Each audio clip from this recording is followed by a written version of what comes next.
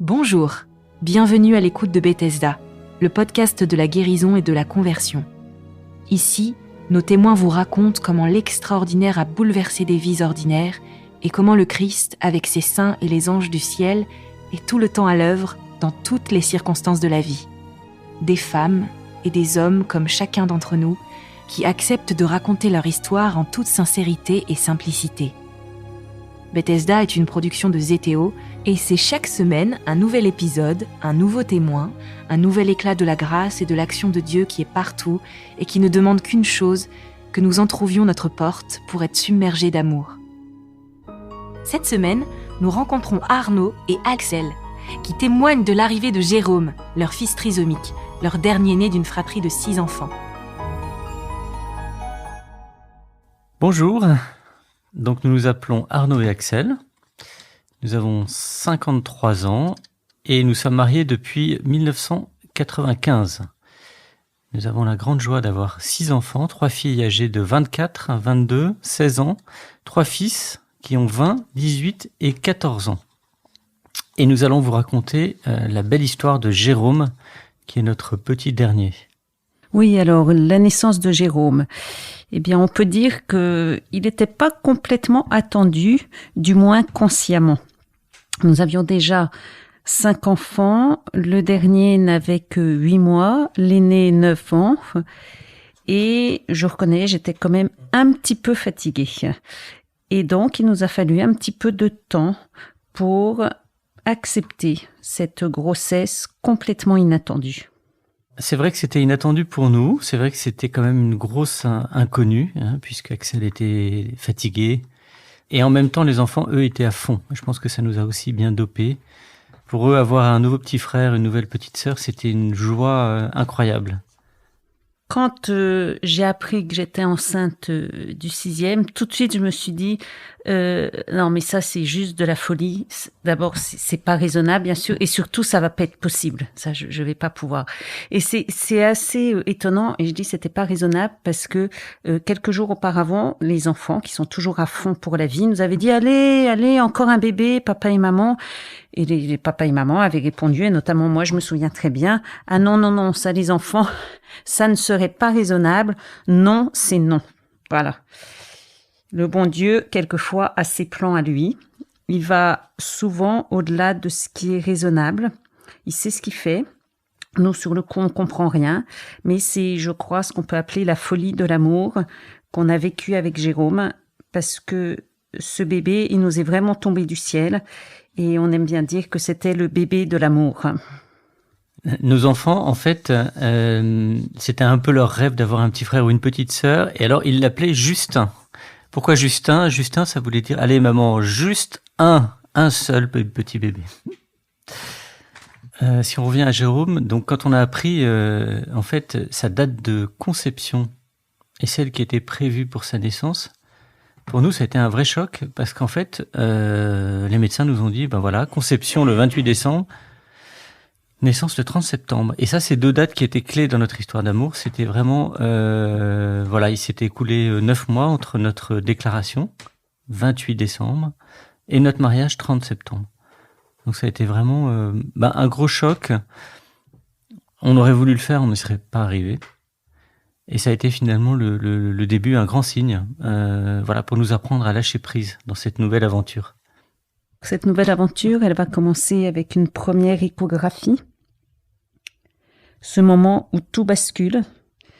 On y va ensemble, un peu comme des vieux de la vieille, des habitués, avec toujours un petit stress au cœur, mais en se disant, de toute façon, ça ira, sauf que là, ça va pas. Et tout de suite, dans le regard du médecin, dans sa manière d'être, je sais intuitivement que quelque chose ne va pas.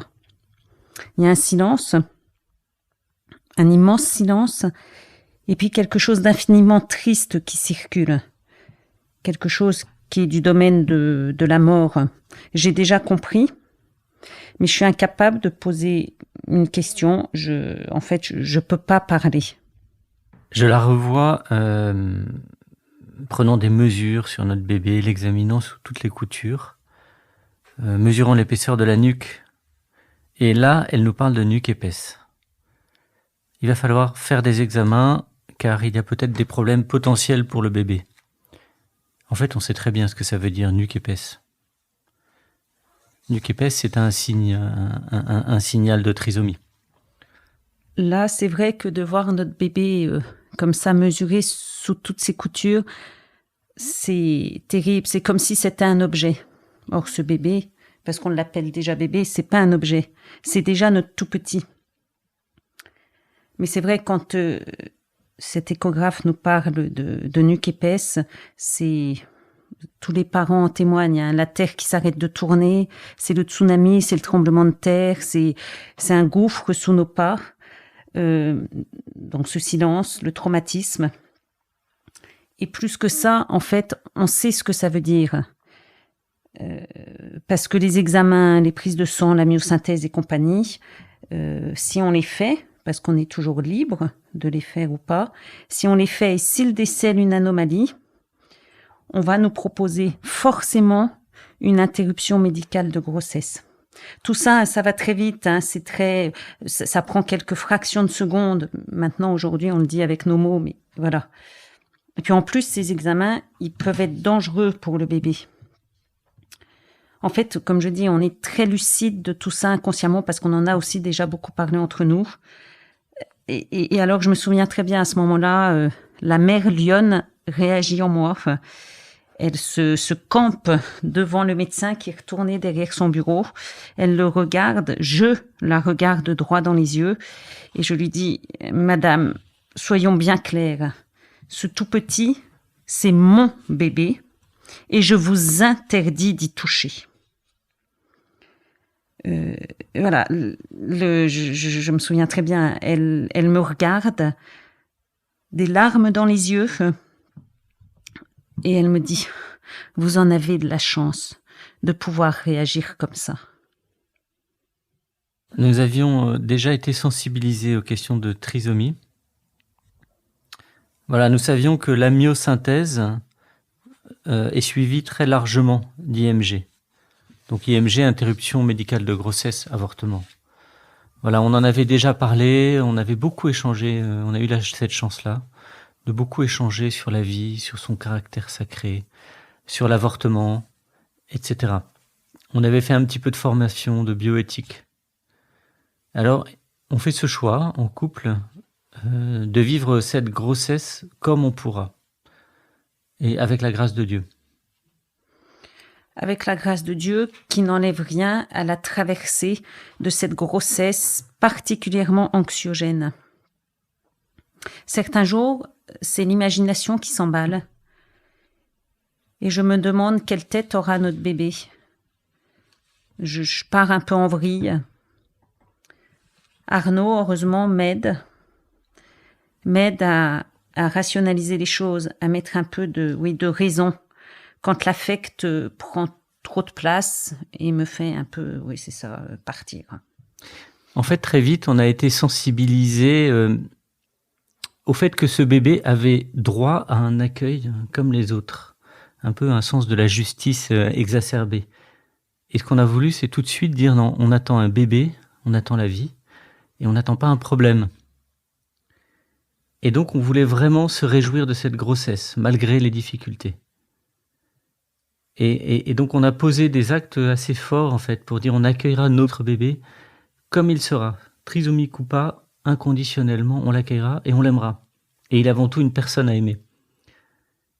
Après mûre réflexion, et justement parce qu'on voulait vraiment privilégier l'accueil d'un bébé et pas d'un problème, nous avons pris la décision de n'en parler à personne de cette situation, de garder cette difficulté pour nous et seulement pour quelques personnes qu'on mettrait dans la confidence et qui viendraient nous aider, mais en leur demandant de garder ça pour eux. Voilà, et ça a été un choix qui a été extrêmement structurant pour nous pendant toute cette grossesse. Alors en même temps, on n'est pas des anges et on fait pas ça de manière complètement inconsidérée. Médicalement, on regarde ce qu'on peut faire et on refuse finalement la myosynthèse des prises de sang, puisqu'on accueillera de toutes les façons ce tout petit. Mais on va quand même discuter avec les médecins pour voir ce qui est possible médicalement de faire pour donner toutes ces chances à notre bébé.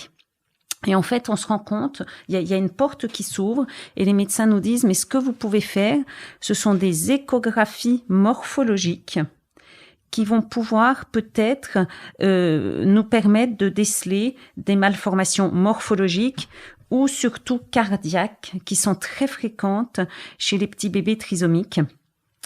Et elles sont soignables et opérables si on agit à temps. Et en plus, les médecins nous disent, l'échographie morphologique peut nous permettre de voir s'il y a des signes de trisomie, par exemple des petits doigts plus courts, un petit nez aplati, des petites choses comme ça. Bon, alors on se dit, en banco, on y va. Alors tous les mois, je vais faire ces fameuses échos pour savoir si notre bébé a des signes de trisomie. Alors, il trouve effectivement une malformation cardiaque, donc on appelle une CIV, communication interventriculaire, voilà, qui est assez classique en fait dans le cas des enfants trisomiques. Donc cette CIV découverte à 4 ou 5 mois, en fait, ils vont la regarder des échographies cardiaques donc très régulières, et au bout d'un moment, on la retrouve plus. Est-ce qu'elle s'est rebouchée toute seule? On n'en sait rien, c'est un mystère. Ce qui est sûr, c'est que notre bébé naîtra sans malformation cardiaque. Une grande chance, d'ailleurs. Cependant, la grossesse reste terriblement anxiogène. Je me souviens aller à ces échographies dans un état. J'étais toute seule parce qu'Arnaud pouvait pas m'accompagner. Voilà, il faisait ce qu'il avait à faire et moi aussi, je couvais ce petit bébé et donc j'y allais. Alors même si on est très très sûr de notre choix, certains jours ça vacille. Ça vacille et petit à petit, il y a quelque chose qui se fait jour en moi et je pense que l'Esprit Saint est là. C'est qu'en fait, j'en veux terriblement à ce bébé. Je lui en veux, ce pauvre pitchoun, quand j'y pense, franchement. Bref, je lui en veux terriblement parce que je suis fatiguée, parce que j'en veux pas de ce bébé. On en a déjà 5, c'est déjà lourd, c'est déjà difficile.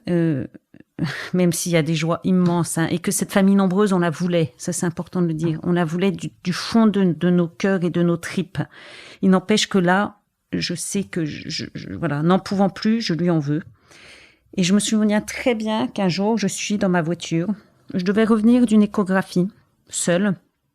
Les portes sont fermées, personne ne me voit, je suis seule avec mon bébé. Et je pleure. J'ai beaucoup pleuré en lien avec Jérôme. Et là, donc, je pleure.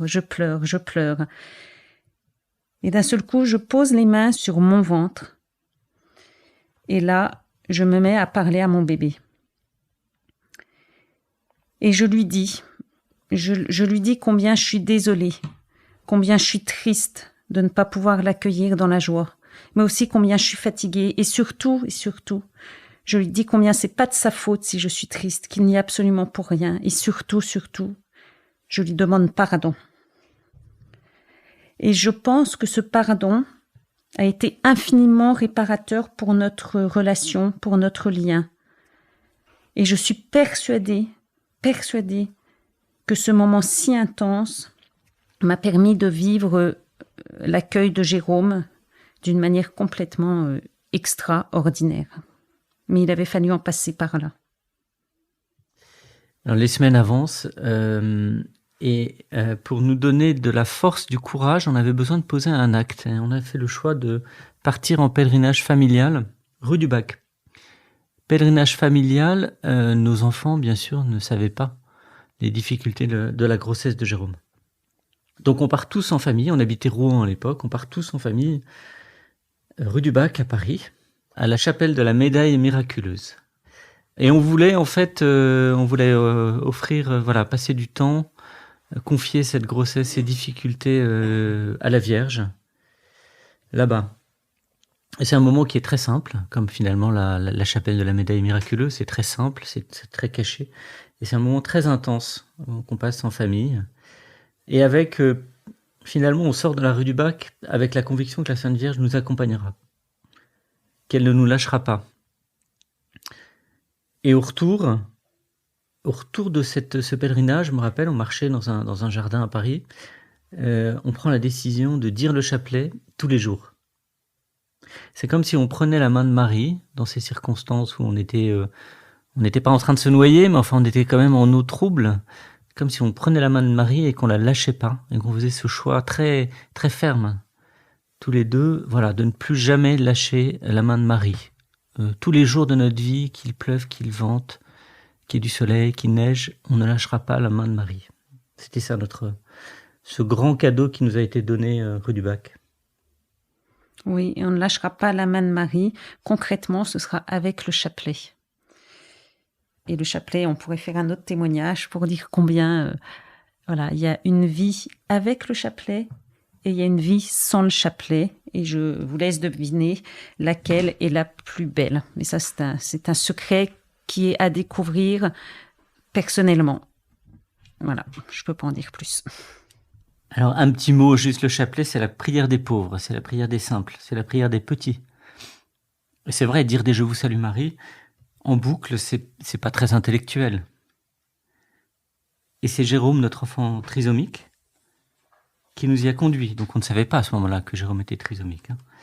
Voilà. Et on peut dire que quand on prend un peu de recul, finalement, c'est lui qui nous a apporté le chapelet dans notre famille, dans notre couple. Et c'est très beau. Finalement, c'est son premier cadeau. Et dans nos enfants, je sais qu'il y en a qui disent ou qui essayent de dire le chapelet aussi dans leur vie personnelle. Donc c'est très beau aussi.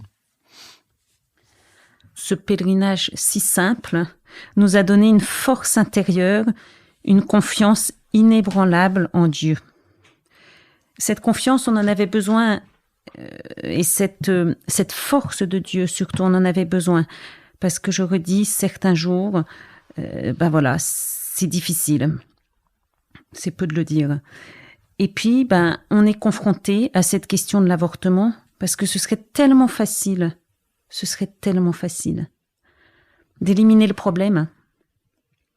Le monde d'aujourd'hui nous donne cette puissance de vie ou de mort sur nos tout-petits, qui existait d'ailleurs du temps des Romains à travers le père. Mais c'était le père qui avait cette puissance, c'était pas la mère.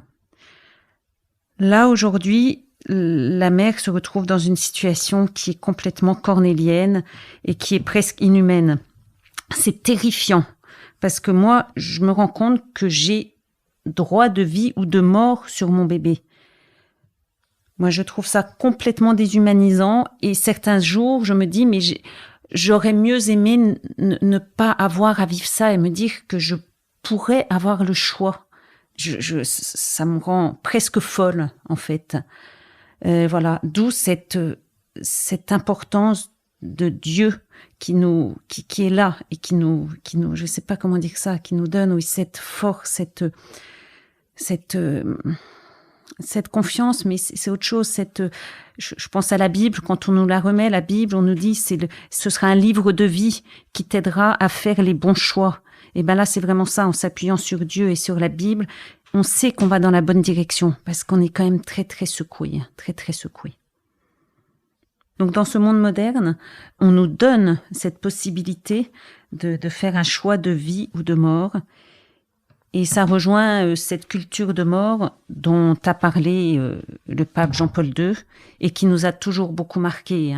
Et nous, comme famille, on avait plutôt envie d'être du côté de la culture de vie. Mais comme c'est difficile et comme on a besoin de Dieu, de sa parole, de la Bible pour tenir bon. En fait, il y a une prise de conscience. Comme l'a dit Axel, c'est ce droit qu'on nous donne en fait sur un petit être, c'est quelque chose d'inhumain, c'est quelque chose qui nous déshumanise complètement.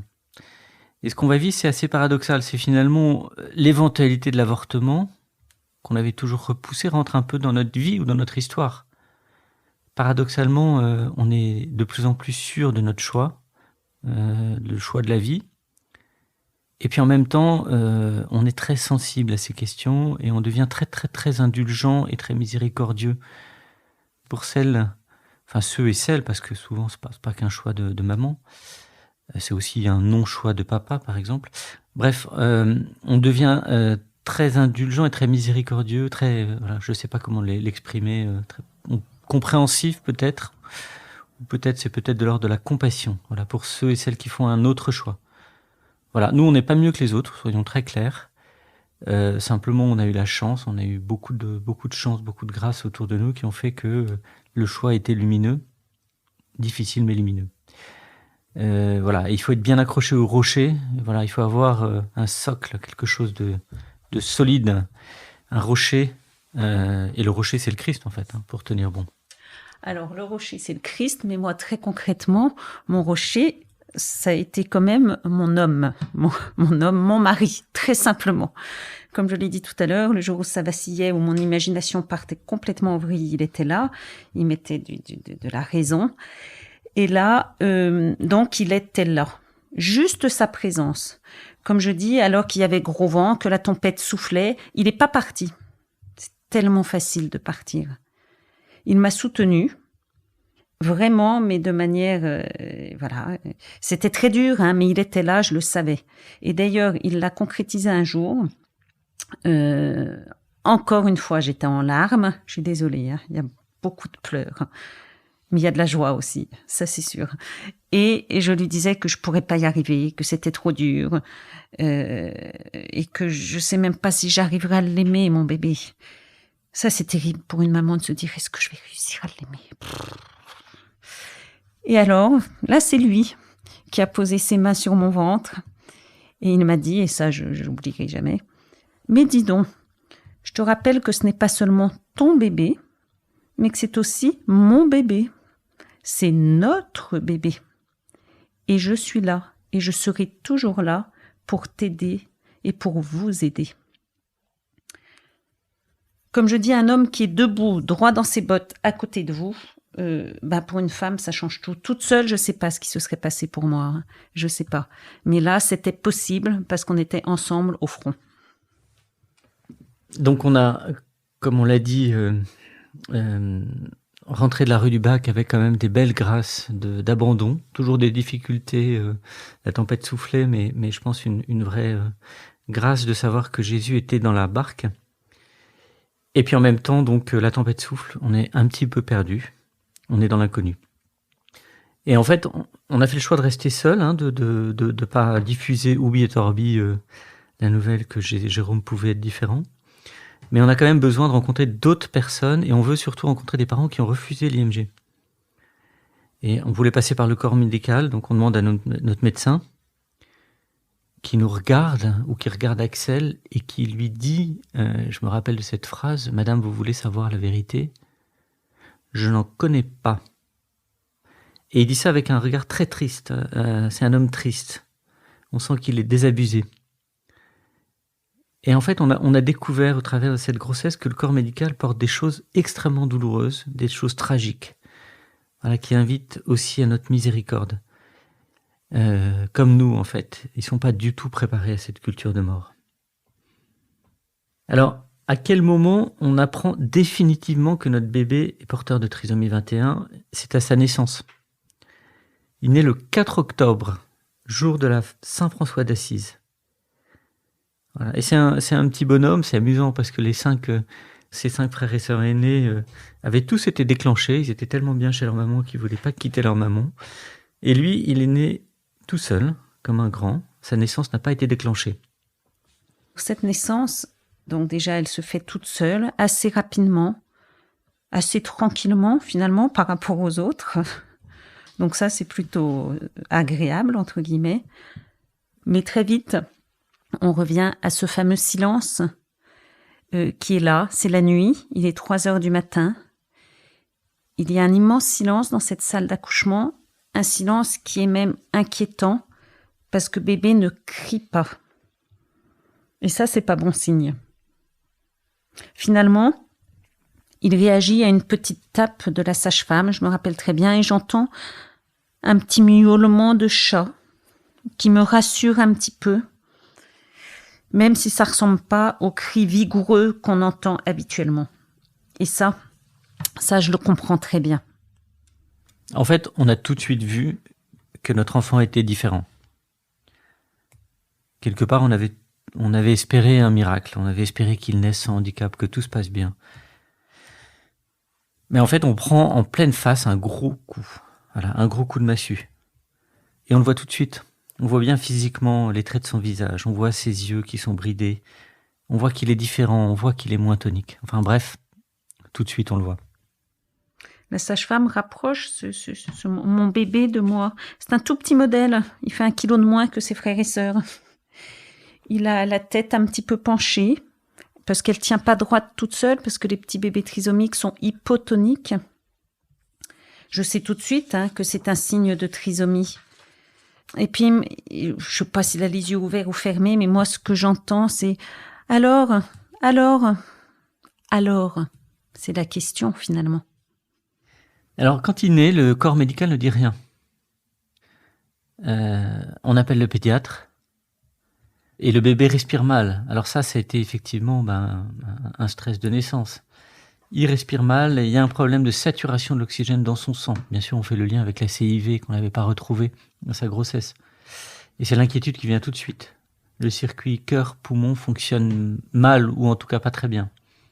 Cela dit, on lui donne son bain, le fameux bain rituel, toujours dans la nuit, grand silence. Et là, c'est vrai que ce sont des moments incroyables.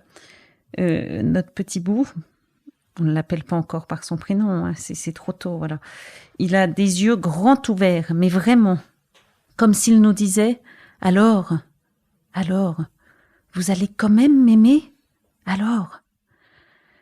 Mais oui, on va t'aimer, petit bonhomme. Oui, on va t'aimer. Voilà, grande intensité de silence. Vraiment un silence, je crois qu'on n'a jamais vécu pour aucun de nos autres enfants. Moment extraordinaire. Extraordinaire. Comme le sera d'ailleurs la vie de notre Jérôme. Hors de l'ordinaire. Oui, on pourrait dire que c'est un moment presque religieux, sacré. C'est le passage de Dieu, je crois, tout simplement, à travers le pauvre. Et ce temps de silence a beaucoup marqué les gens qui étaient autour de nous. La sage-femme. La sage-femme expérimentée qui nous dit qu'elle n'avait jamais connu ça. La pédiatre. Donc la pédiatre, c'est elle qui avait finalement, dans le rôle de chacun, c'est elle qui avait le rôle de nous dire que Jérôme était anormal et qu'il avait des signes de trisomie. Et elle était en larmes pendant ce bain. Je me rappelle de son regard noyé de larmes. Notre bébé, dans le fond de notre cœur, bien sûr qu'on l'aime déjà. Et pourtant, c'est difficile. Pour moi, comme maman, cette différence, ce handicap, je n'en veux pas. Je pense en fait que, étant donné ce que j'avais vécu quelques mois auparavant, mon bébé, bien sûr que si, il n'y a aucun problème. Je l'aime du fond de mes tripes.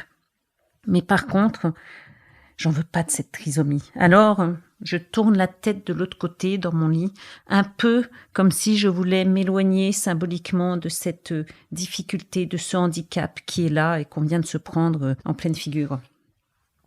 Et pour moi, à la naissance, il y a un gros combat. Très très violent, très intense, très bref. Voilà, le combat d'accepter le handicap de Jérôme. Le combat de dire oui, le combat d'accepter de l'aimer surtout, de l'accueillir et de l'aimer. Et c'est violent déjà de le dire, penser qu'on puisse ne pas accepter son enfant, mais c'est la réalité. Et c'est une réalité finalement que tout le monde traverse. Quand on discute avec des familles, on se rend compte que il y a toujours cette réalité d'accepter son enfant. Alors c'est peut-être plutôt du côté des pères d'ailleurs. Il y a des pères qui mettent des années à accepter. Il y en a qui mettent 6 mois. C'est très impressionnant. Il y en a qui n'acceptent jamais. On a tous autour de nous ou dans les médias les histoires de papas qui n'acceptent pas. Voilà. Bref, ce combat, personne n'y échappe. Et moi, ça a été très intense. Comment l'exprimer, cette réalité du combat? En fait, il est né le jour de la Saint-François d'Assise et je suis tombé sur le texte, après, bien sûr, de Saint-François d'Assise avec le lépreux. Alors, si vous connaissez l'histoire, donc Saint-François qui voit un lépreux, et les lépreux, il avait toujours une répulsion pour les lépreux, et il descend de son cheval et il va l'embrasser. Et pour lui, ça a été un moment exceptionnel de joie, comme si, alors c'était, on peut dire une deuxième conversion, parce qu'il s'était déjà, voilà, il avait déjà rencontré le Seigneur, mais qui a été très fondateur pour lui. Alors, Jérôme n'est pas lépreux, pas du tout, mais n'empêche qu'il y avait ce combat-là d'acceptation du pauvre, et avec vraiment un acte de volonté très fort. Finalement, c'est la force de la volonté qui nous est demandée, hein, mais c'est pas propre au handicap, bien sûr, mais en tout cas là, ça s'est bien concrétisé, voilà. Et avec toute ma force d'âme, au bout d'un moment, parce qu'il faut quand même encaisser, et c'est pas facile, voilà, au bout d'un moment, je fais ce choix, voilà, d'accueillir et d'aimer ce bébé. Ça me prend une demi-heure, encore une fois, très intense. Je m'en rappellerai toute ma vie, voilà. Et quand on fait ce choix, voilà, il y a un moment où on bascule dans une autre réalité. C'est un vrai lâcher prise. Donc on lâche prise, on accepte en se disant quoi qu'il arrive, je t'aimerai. Et à ce moment-là, il y a une paix et une joie qui arrivent et qui sont extraordinaires. Ça, c'était la version masculine. La version féminine, ce sont encore des larmes, toujours des larmes. Et moi, donc, je m'effondre en larmes. Donc, c'est la nuit, les larmes commencent à couler et elles ne vont pas s'arrêter de couler pendant toute la journée du 4 octobre. C'est bien simple, ça ne m'est jamais arrivé. Je pleure réellement non-stop du matin, donc j'ai dû dormir un petit peu quand même. Et puis après, je pleure non-stop du matin jusqu'au soir. C'est une expérience assez saisissante. Je m'en souviens très bien. Je me rappelle d'un coup de fil de ma sœur. Il y avait un petit peu d'inquiétude dans nos familles. Bon, ça, voilà, peut se comprendre. Et je me souviens très bien de ma sœur qui m'appelle. Et moi, dans un océan de larmes, lui dire, mais, c'est sûr, vous allez l'aimer quand même. Et puis elle de me répondre, mais évidemment, il est où le problème? Et tu vas voir, on va même l'aimer un peu plus que les autres. Évidemment, ça me fait du bien, mais bon, les larmes continuent. Ça continue. Surtout que notre petit bout part en couveuse pour ces problèmes-là de circulation du sang et de cœur-poumon. Là, voilà. Les larmes coulent, mais à la fin de la journée, il y a cette parole qui descend dans mon cœur, cette parole de la Bible, qui sème dans les larmes, moissonne dans la joie. C'est d'ailleurs la puissance de la parole de Dieu, parce que j'ai l'impression que ça y est, le temps des larmes est terminé. Et que maintenant, la joie va pouvoir s'installer. C'est comme, vous savez, un ciel tout gris, voilà, un bel orage, un gros orage, même un cyclone, et puis c'est terminé, ça s'en va, et là, réellement, le soleil apparaît, et en vrai, depuis 15 ans, il ne nous a pas lâchés.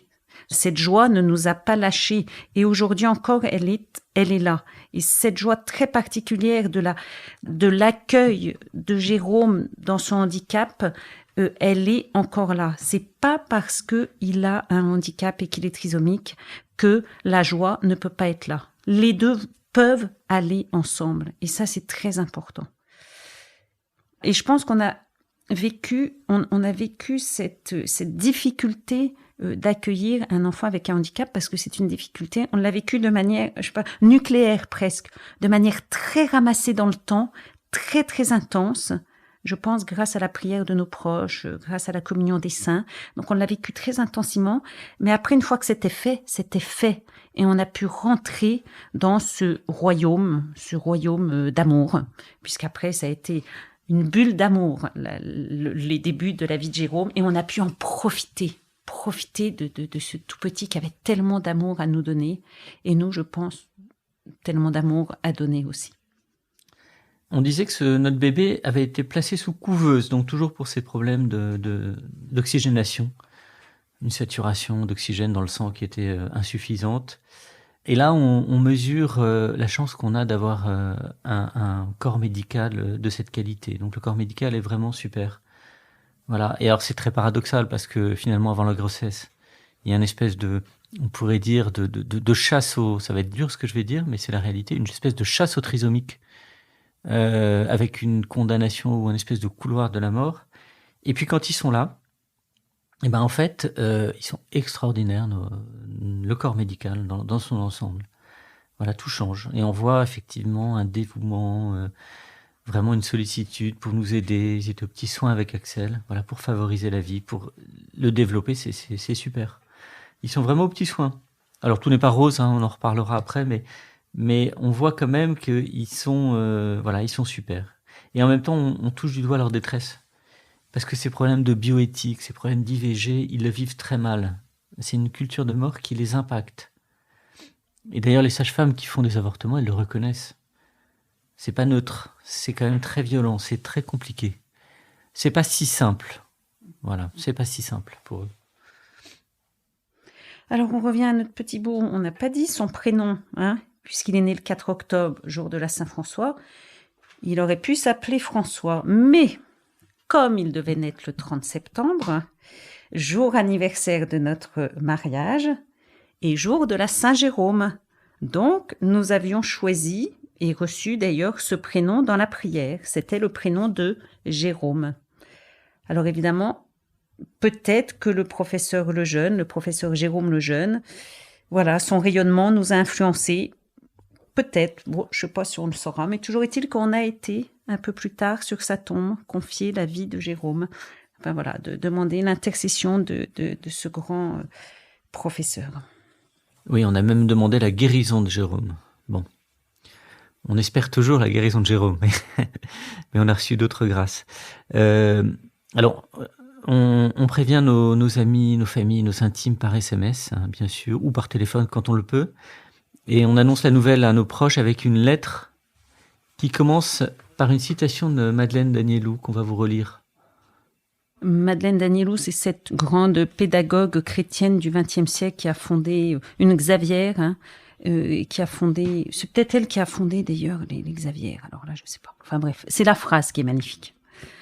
Un être humain, si humble soit-il, a des résonances infinies, des profondeurs insondables, une parole à dire qui n'est qu'à lui, bien qu'elle s'insère dans un cœur immense. Et voilà, et on reçoit des mots qui sont extrêmement touchants. Et on constate que l'histoire de Jérôme touche déjà les cœurs. Oui, Jérôme ouvre les cœurs. D'ailleurs, ça continue encore aujourd'hui alors qu'il a 14 ans. Ça marche encore. Et puis, une histoire qui est quand même incroyable, on n'a pas de parraine-marraine pour Jérôme. Et là, ça se passe de manière incroyable. On a tous les deux des familles nombreuses, enfin surtout Arnaud, des grands-neveux, nièces, voire même une fille aînée qui aurait pu être la marraine. Mais là, c'est différent. Avec Jérôme, on sent bien qu'avec cette trisomie, on sent qu'on a besoin que le Saint-Esprit nous éclaire. Alors nous prions beaucoup. Et là, le ciel va nous répondre de manière extraordinaire.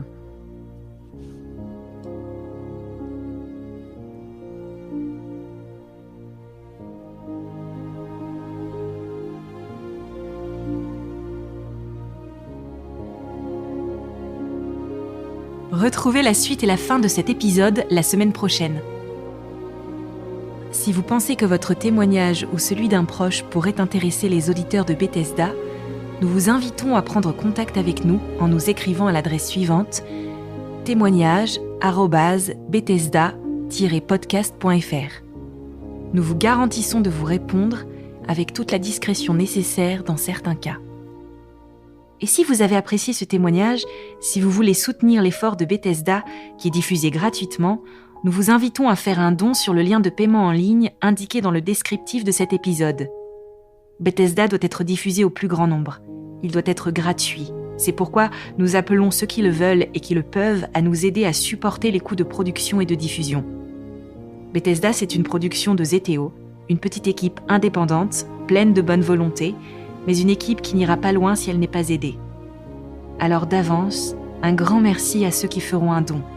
Il n'y a pas de petits montants. Il n'y a que des beaux gestes. À très bientôt.